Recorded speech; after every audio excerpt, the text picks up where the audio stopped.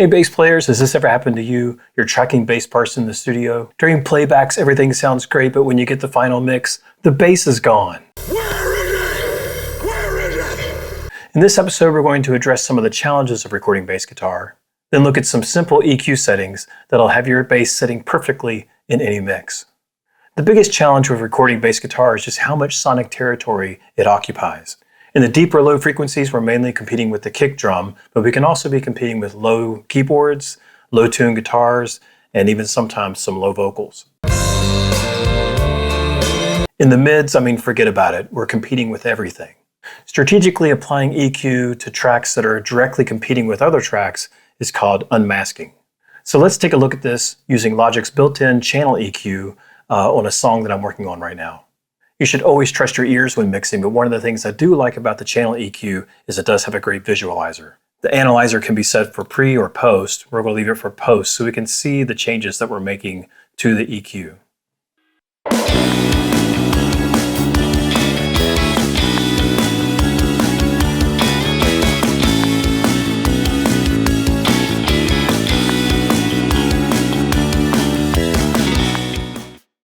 So both drums and bass are taking up a lot of low-end energy. The kick is peaking around 60 Hertz, and the bass is really between 80 and 100, we'll say 90. So they do have some natural separation, but we can make that even better. First, let's carve out a notch in the drum mix around that 90 where the bass is peaking. And then we'll bump up a little bit around 60 where the kick drum is peaking, just to kind of accentuate that a little bit. Also want to clean up some of those low frequencies on the kick, so I'm going to apply a high pass filter with kind of a gentle roll off here, probably around 35 or so. So let's listen to what this did so far.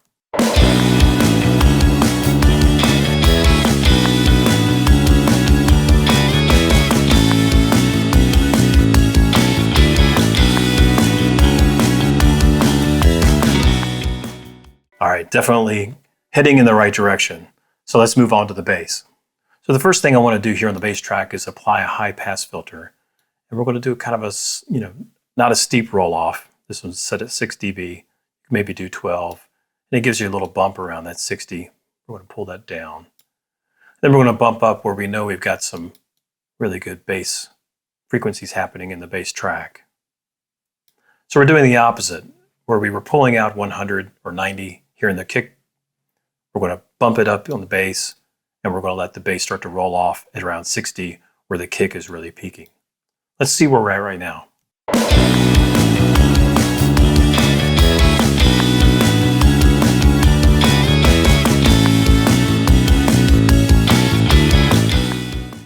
All right, now we're really starting to hear that separation between the kick drum and the bass guitar.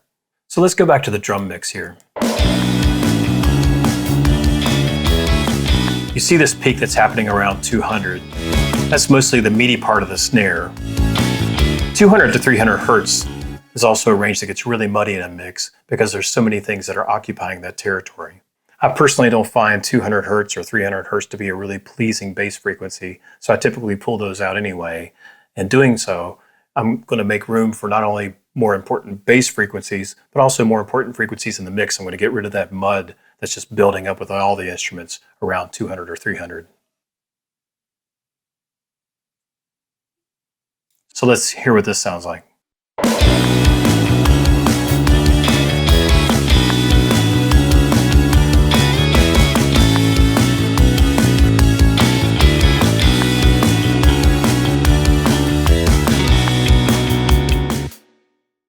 Now, even though we're pulling that out, I feel like it's making the bass sound more prominent in the mix because some of the more important frequencies are now coming up.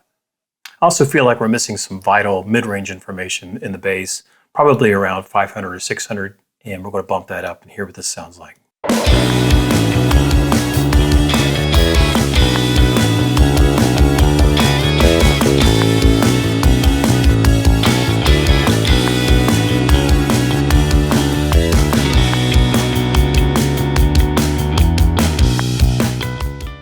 So the kick and the bass are much more separated now, and I feel like they both sound really great in the mix together. The bass is more present in the mix, and it has a more full mid-range. Now let's take a look at a plugin called Neutron by Izotope from Native Instruments. Neutron has a lot of AI built into it to help optimize your mix. One of the many great features of Neutron is its ability to give you a visual representation of where masking is occurring throughout the mix. So let's take a look at how this works. Here in the EQ section of Neutron, we can turn masking on and off for other channels. So right now I've got the bass set for the drum channel, and I've got the drums inversely set for the bass. So we can see, it kind of gives us a heat map of where the masking is occurring. Let's check this out.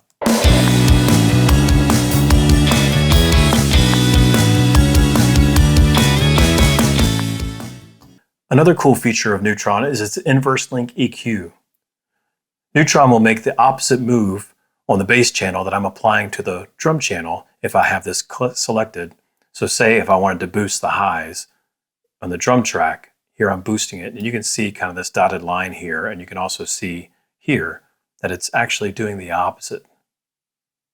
Super handy and super quick and precise if you're doing exactly what we're doing, which is unmasking between two specific tracks. You want to pull something out but boost it in the other. It's really great. Neutron also has a great dynamic EQ. Dynamic EQ is like a sidechain compressor for specific frequencies. So let's go back to that 200 hertz that we were pulling out of the bass track. And let's say we had places in the mix that we wanted that to be more present when the drums drop out. If I select the drums as the sidechain here, instrument 1, which is my drum track, and then when I come down to the EQ, I can select dynamic, and I will set my threshold here in a second. Then the sidechain set for this band of EQ for my for that sidechain.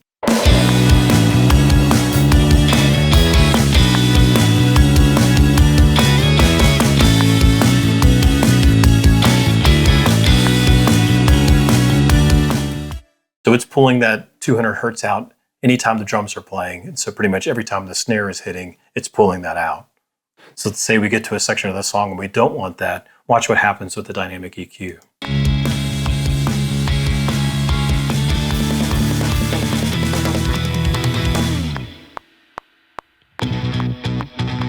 It's not pulling those frequencies out now because the drums aren't in the mix.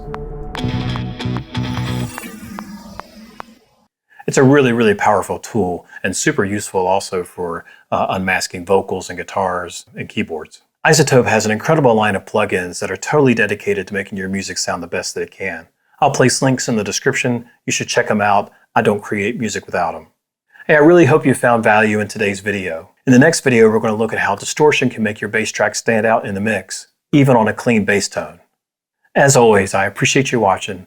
Please like and subscribe, and I hope to see you soon. Take care.